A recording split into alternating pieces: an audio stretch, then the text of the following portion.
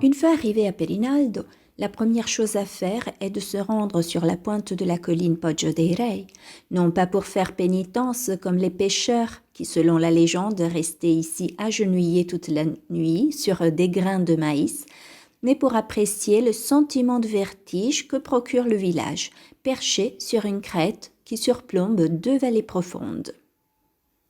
Il y a un autre endroit à Perinaldo qu'il ne faut surtout pas rater, c'est son célèbre observatoire astronomique, un lieu où chacun peut acheter son ticket pour le système solaire ou, s'il le préfère, pour l'espace le plus profond.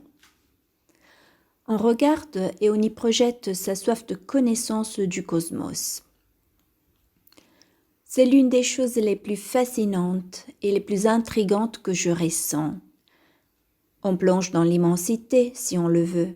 On voit des choses qui nous ramènent en arrière parce qu'on a beau parler de voyage dans le temps, mais la seule façon de voyager dans le temps est de regarder dans l'espace. On y voit progressivement une série de photos de l'univers.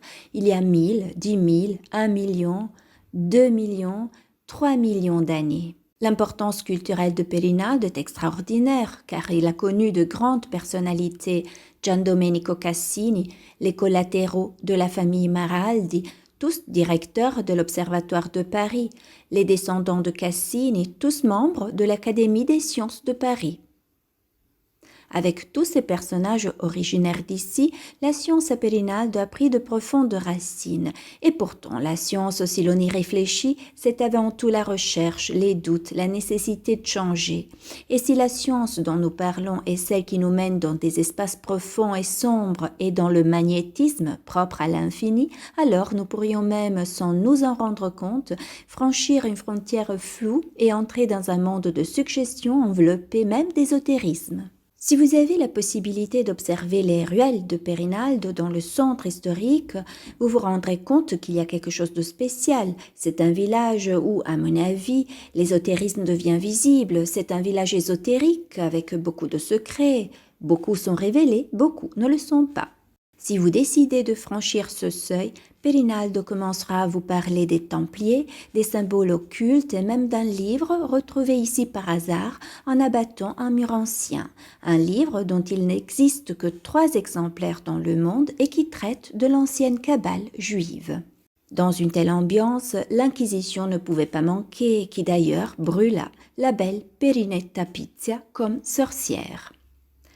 Ici, c'est elle, représentée comme une femme ravissante.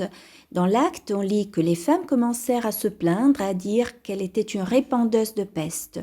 Des histoires habituelles de jalousie. Donc, elle a été prise et emmenée. L'acte, qui est conservé à la curie de l'évêché de Vintimille, dit ceci: l'odeur et la puanteur de la chair inondaient les ruelles. Mais essayons de réjouir les narines et le goût en allant chercher à la bonne saison l'artichaut veletto de Perinaldo. C'est un délice que nous avons, que l'on peut préparer de différentes manières. Quand un produit est bon, moi je pense que plus il reste simple et mieux c'est. Cru, c'est donc la meilleure façon de le servir. On ajoute un peu d'huile, notre huile d'olive vierge extra bien sûr, et c'est tout.